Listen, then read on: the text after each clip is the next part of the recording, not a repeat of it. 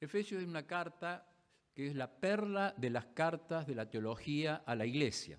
Es la más importante, tal vez, de las cartas en cuanto a las indicaciones hacia la Iglesia.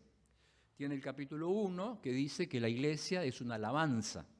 El capítulo 2, que dice que la Iglesia es un edificio. El capítulo 3, que dice que la Iglesia es un misterio. El capítulo 4 dice que la Iglesia es un cuerpo, que es lo que vamos a ver ahora. El capítulo 5 dice que la Iglesia es una familia. Y el capítulo 6 dice que la Iglesia es un ejército. Entonces, ¿cómo vamos a empezar a leer este capítulo? Vamos a leerlo y vamos a tener 4 enseñanzas fundamentales. Ya 2 la vimos en la escuela dominical y vamos a ver las otras que siguen hoy. Esta noche vamos a ver la tercera, pero bueno, se van a unir, lo van a entender igual. La primera cosa que enseña estos versículos, son 16 versículos, fíjese, y hablan de que la Iglesia no puede crecer si no está unida. Hablan de que no podemos crecer si no estamos unidos a la comunión. ¿Se entendió? Es decir, el creyente necesita tener una iglesia local. Entonces, va a dar 4 consejos que los vamos a anotar. Primer consejo, va a dar una exhortación a cómo se vive la unidad. ¿Cómo es la unidad? Segundo, va a dar los elementos que nos unen. ¿Cuáles son los elementos que nos unen esta noche? ¿Qué elementos nos unen a nosotros? Hablar, venir a charlar, venir a hacer la parte social, a orar. Tenemos muchos elementos, son 7, y quiero que lo aprendan de memoria. El tercer consejo que nos va a dar estos versículos es cómo se ejercita la unidad. ¿Cómo usted ejercitaría la unidad hoy? Y para ello, que es el tema de esta noche, porque es el tema que íbamos a tomar en la clase, ¿cómo se ejercita la unidad? Ejerciendo los dones, que aquí va a estar leído, vamos a leerlos, porque no estoy inventando nada, ¿no? Y el cuarto punto del mensaje del apóstol Pablo para la comunión es el ejemplo de la unidad. ¿Cuál es el ejemplo que usa el apóstol Pablo en las cartas 30 veces? Mira un ejemplo, lo usa bastante, ¿no? 30 veces es como decir, que entre, algo duro, que entre. ¿Cuál es el ejemplo de la unidad? El cuerpo. Mayor unidad no hay que el cuerpo. Una mano no se queda acá y se va el pie para la cocina, no. Hay una unidad, ¿no? Vamos a leer estos 16 versículos y vamos a ir indicando todos estos puntos, pero nos vamos a detener en el de los dones espirituales. ¿Está claro? ¿Está claro? ¿La tenemos claro todos o no? Estamos aquí, pero lo veo que como que se van y no me dejen solo, por favor, no me dejen solo. Bien. Todavía no se hizo la media hora, che. Bueno, muy bien. Empezamos leyendo y dice, yo preso en el Señor, os ruego que andéis como es digno de la vocación con que fuiste llamado. Hay una vocación. La vocación es el llamado interno. Hay una voz interna que te dice hay un llamado. Cuando uno dice, bueno, tiene la vocación de abogado, o tiene la vocación de médico, o tiene la vocación de ingeniero, ¿cómo se porta un médico? No tiene que cobrar. No tiene que cobrar porque es la vocación. Entonces, claro, médico misionero, ¿te imaginás vos? Tremendo. Pero, ¿cuál es la vocación? La vocación es de servir. Ahora, acá dice, hermanos, vivan a la altura de la vocación. Ni menos de esto. Y la vocación a la cual ustedes han sido llamados es a ser santos, apartados para Dios del pecado y del sistema de este mundo. Vivan a esa altura, ni menos. En casa no somos una cosa y en la iglesia somos otra. En el trabajo no somos una cosa y en la iglesia somos otra.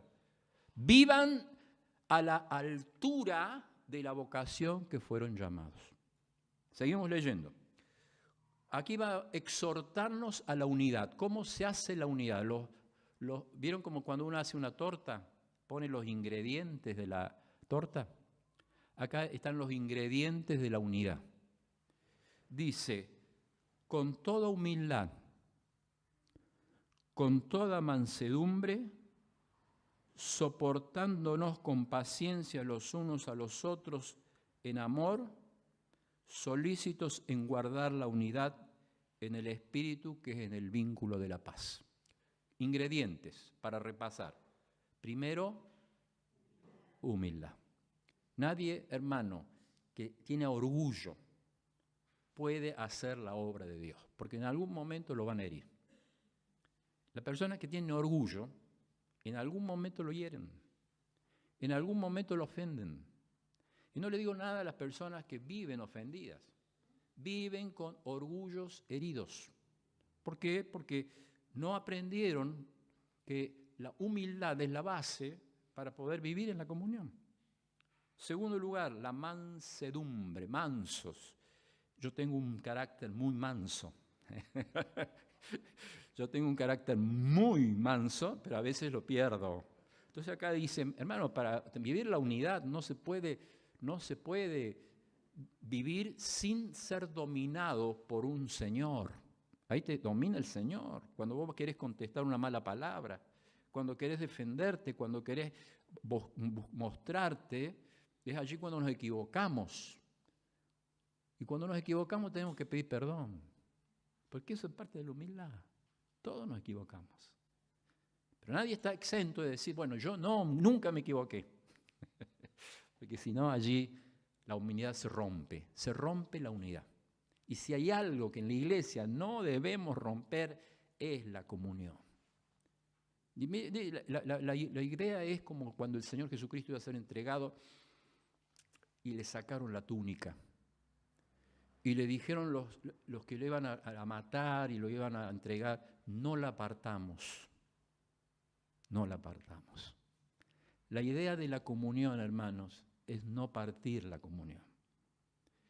Cuando hablamos mal de otra persona, cuando criticamos, cuando ofendemos con palabras, con gestos, con lo que sea, estamos rompiendo la unidad. Acá lo dice. Dice, soportándonos con paciencia. La paciencia, ¿no? Es la longanimidad, acá es la palabra. Macrotumia es la palabra. Longanimidad es tener paciencia por un tiempo, soportando a un hermano que no lo puedo. No, eso no lo voy a hacer a la plataforma. Un hermano que usted dice, bueno, que es difícil el hermano. Vamos a orar más para que tengamos más paciencia con el hermano. Pero bueno, acá dice, con paciencia los unos a los otros en amor. Hay 4 patas de la mesa. Una pata es la humildad, otra pata es la mansedumbre, otra pata es la paciencia y otra pata es el amor. ¿Está claro? ¿O no lo entendieron? ¿Se entendió? Bien, muy bien. Entonces esto es la exhortación. Hermanos, solícitos en guardar la unidad.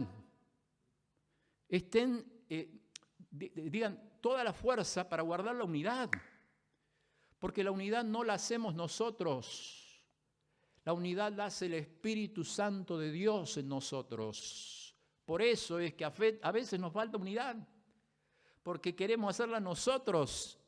No tenemos capacidad para hacer la unidad, pero la unidad la hizo el Señor Jesucristo cuando dijo, la gloria que me diste yo se las he dado para que sean uno. ¿Dónde está la origen de la unidad? La gloria que me diste. ¿Dónde está el origen de nuestra unidad? En la gloria de Dios. Esto es extraordinario, hermanos, que el Señor nos exhorte a ser uno porque el origen de esa unidad no es humana.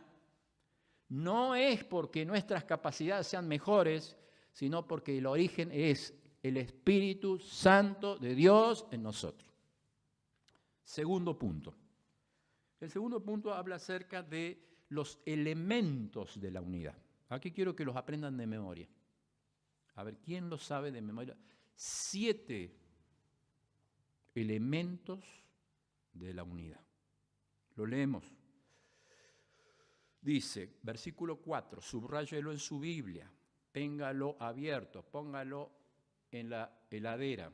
Cuando usted vaya a abrir la heladera, vea los 7 elementos de la unidad. ¿Me entendieron? ¿Se entendió? Bueno. Primero, un cuerpo. Este cuerpo es el cuerpo místico de Cristo. Y cuidado con quien lo toque. Cuidado con quien lo quiere herir. Este cuerpo es el cuerpo que tiene la cabeza en el cielo. Pero este cuerpo es el que el Señor cuida como la niña de sus ojos. Así que cada hermano de acá sabe lo que vale. Cada uno de ustedes que está sentado en su silla, ¿sabe lo que vale usted?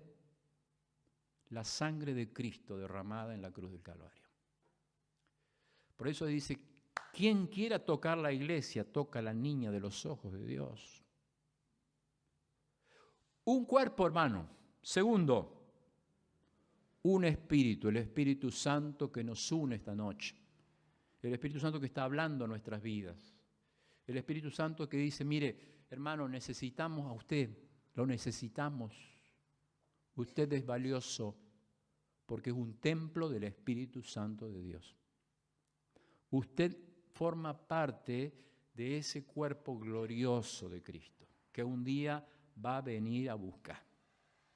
Qué maravilloso mensaje es este, para un país que no vemos la salida, para un país donde hay tantas oscuridades, donde hemos tenido un día difícil, donde hay lágrimas. Pero qué importante es que el Espíritu, como fuiste también llamados a una misma, tercera cosa, esperanza. Nos une un cuerpo, nos une un espíritu, nos une una esperanza, que es de nuestra vocación. La vocación a la cual fuimos llamados, ¿no? Cuarto, un Señor, una fe. La fe, allí se está hablando de todo este concepto de la Biblia, de todo este grupo de doctrinas que tenemos. Esa es la fe que nos une, el grupo de doctrinas que seguimos cada iglesia local. Por eso usted pertenece a una iglesia local. Hay muchas iglesias locales y cada uno puede ir a ella y sentirse cómodo en ella y sentir parte de ella. Pero cuando nosotros compartimos esta fe, estamos compartiendo esta doctrina que vamos enseñando. Nosotros somos, hermanos, dispensacionalistas, premilenialistas, ¿no es cierto? Nosotros somos hermanos que reúnen diferentes características y nos vamos conduciendo y vamos siguiendo esas características de fe, una fe. ¿Qué más tenemos? Un bautismo. Acá el bautismo se refiere al del Espíritu Santo que nos entró a todos a la iglesia, nos introdujo, nos bautizó para que estemos todos en la iglesia. Se me va la hora y yo no empecé el mensaje. Muy bien. 6. Un Dios y Padre de todos, el cual es sobre todos y por todos y en todos. ¿Está claro? 7 elementos. Lo repetimos para que lo tenga en la cabeza. Un Padre, un Señor, para que sea fácil, un Padre, un Señor y un Espíritu. Un cuerpo, un Espíritu. Un cuerpo, ¿qué más era? Una fe, una esperanza. Están los 7. Entonces lo volvemos a decir. Primero, un Padre, un Señor, un Espíritu. Una fe, una esperanza. Un cuerpo, un bautismo. Están los 7 elementos de los cuales podemos hablar, compartir. Qué bueno que tengamos la misma fe, la misma esperanza. Qué bueno que tengamos el mismo Señor, el mismo Padre. ¿Cuántas cosas para hablar? Y no sacarle el cuero al predicador. No, no le saquen el cuero al predicador. Bueno, muy bien. Encima, bueno, sigamos. Si no, se nos desvía el mensaje. Bueno, está claro el mensaje. En primer lugar, nos exhorta a la unidad, hermano. Nadie puede vivir diciendo, como he escuchado yo muchas veces, y lo habrán escuchado ustedes, yo no voy a la iglesia, pero en mi casa oro, leo la Biblia, en mi casa estoy bien. Eso no es antibíblico. es antibíblico, no existe. Porque la Biblia dice que el hermano que recibió a Cristo debe integrarse a este cuerpo. La exhortación es solícitos en guardar la unidad. Segundo punto, ¿cuál es la exhortación? ¿Cuáles son los elementos que tenemos para unirnos? Miren los elementos que tenemos, ¿no? Un Padre, un Señor, un Espíritu, una fe, una esperanza. ¿Qué más era? Un bautismo y un cuerpo. Son los 7 elementos que el miércoles que viene los vamos a tomar. Bueno, vamos a ir con el mensaje. Ahora viene, sí, esa es la introducción al mensaje. Ahora viene el mensaje. Era lo del domingo. Bueno, entonces ahora viene cómo ejercitar esa unidad, ¿no? El apóstol Pablo de lo celestial nos baja a lo terrenal, ¿no? A la práctica. Es práctico esto, porque dice, bueno, ustedes estaban escuchando de que Dios nos vino a salvar, de que estábamos muertos en nuestros delitos y pecados, y que la iglesia es un misterio desde la eternidad, porque ¿cómo poder explicar que podemos estar juntos de diferentes razas, de diferentes colores, de diferentes edades, de diferentes actividades? ¿Cómo podemos estar juntos hablando lo mismo? Es un misterio, la iglesia es un misterio, que ha sido revelado en los últimos tiempos por amor a nosotros, y que los ángeles quieren ver eso. Hasta los ángeles se preocupan para ver cómo es eso de que alguien puede ser redimido y puede estar ocupando un lugar que antes no podíamos ocupar. Entonces, nos da la exhortación, nos da los elementos, pero ahora viene el mensaje, que es el mensaje central de esta noche. ¿Cómo se ejercita la unidad? ¿Cómo yo pongo en práctica esa unidad? Yo quiero la unidad. ¿Quién no quiere la unidad? Pero tengo que poner yo en práctica la unidad. Entonces comienza a hablar estos versículos que vamos a leerlos en esta noche. Seguimos leyendo. Versículo número 7. Pero a cada uno de nosotros fue dada la gracia conforme a la medida del don de Cristo. Por lo cual dice, subiendo a lo alto, llevó cautiva la cautividad y dio dones a los hombres. Dice la Biblia, y eso que subió, ¿qué es? Sino que también había descendido primero a las partes más bajas de la tierra. El que descendió es el mismo que también subió por encima de todos los cielos para llenarlo todo. Y él mismo constituyó, ahí mismo constituyó a unos apóstoles, a otros profetas, a otros evangelistas, a otros pastores, ¿a fin de qué? A fin de perfeccionar, es decir, madurar, a fin de perfeccionar a los santos para la obra del ministerio, para la edificación del cuerpo de Cristo. Hasta aquí entonces. Aquí vamos a encontrarnos en estos pasajes la enseñanza de cómo ejercitar la unidad. Vamos a encontrar en los pasajes cómo tenemos que hacer para encontrar la unidad. En primer lugar, quiero hablar acerca de este pasaje que es tan controversial y que la Iglesia popular lo tomó para pensar de que hay un lugar intermedio donde las almas se pueden salvar, porque Cristo bajó a lo más profundo de la tierra para ir a predicar a los espíritus encarcelados. Entonces, ¿qué entendió? Se entendió de que Cristo había bajado al infierno después de haber crucificado y después subió, gracias a Dios, muchas gracias.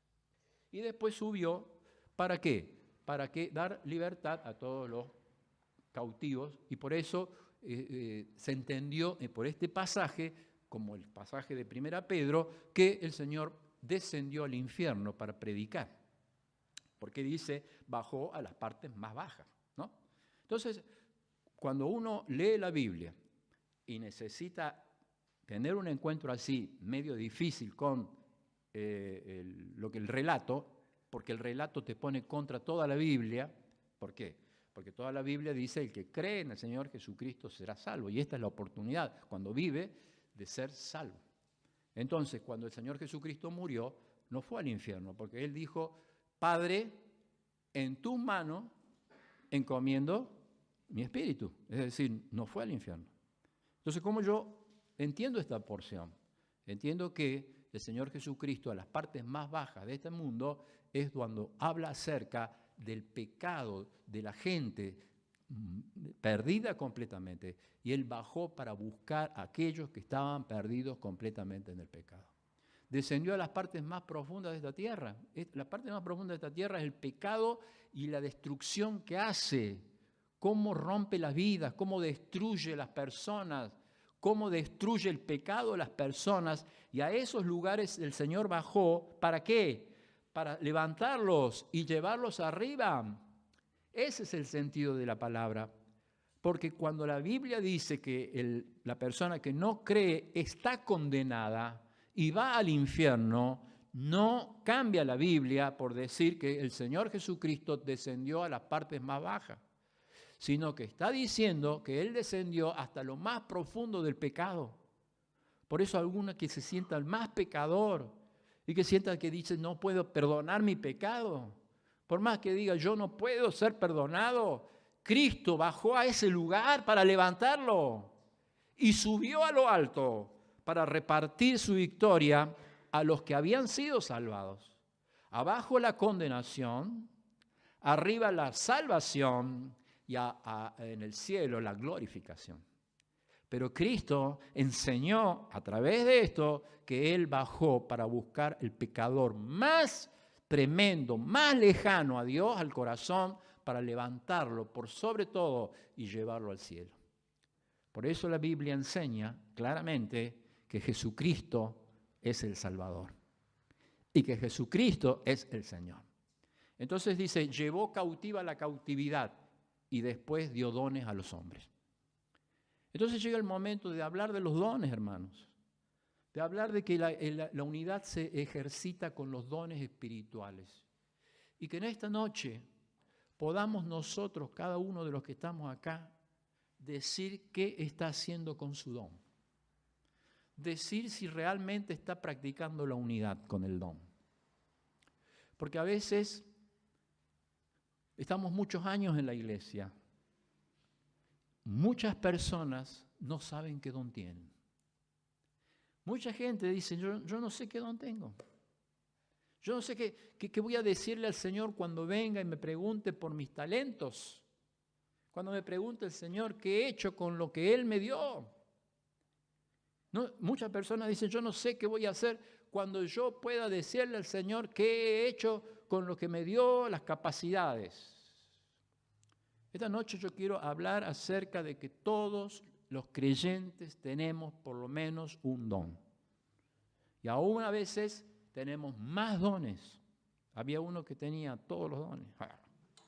Bravo el tipo. Pero bueno, ¿cómo hacemos para estudiar este tema y decirle, bueno, entonces dice, para el crecimiento del cuerpo de Cristo, dio Dios los dones.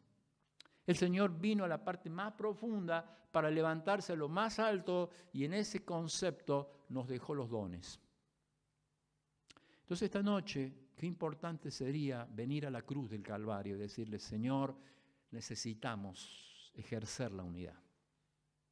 Necesito ejercer la unidad. Porque una iglesia no se construye cuando uno solo quiere hacer. La iglesia se construye cuando todo el cuerpo está unido y está trabajando. Los dones son para el servicio. Los dones son como cuando usted va al médico, tiene un especialista. Bueno, hay especialistas en la iglesia porque Dios repartió dones a los hombres y a las mujeres, ¿no? Porque dice acá la Biblia, la palabra de Dios, vamos a ver estos dones rápido porque ya se terminó mi hora. Estos dones, por lo menos estos dones que están acá, vamos a ver. Él mismo, versículo 11, constituyó a unos apóstoles, a otros profetas, a otros evangelistas, a otros pastores y maestros para perfeccionar a los santos en la obra del ministerio, para la edificación. Siempre los dones son para edificar. Nunca es para que lo aplaudan. Nunca para decirle, mira qué bien que lo dijo, o qué bien que lo hizo, o qué bien que cantó, o qué bien que tocó. No, los dones son para edificar a la iglesia. Ahora, hay dones que sirvieron ¿Por qué en tu iglesia, te van a preguntar, por qué en tu iglesia no hablan de lengua? ¿Por qué en la iglesia no hacen sanidades? Qué pregunta, ¿no? ¿Por qué en tu iglesia no sacan demonios? Bueno, dejémoslo ahí. Pero, ¿qué vas a contestar vos? ¿Por qué no lo hacemos? Porque hubo dones, esto quiero que lo escuchen bien, hubo dones para la fundación de la iglesia.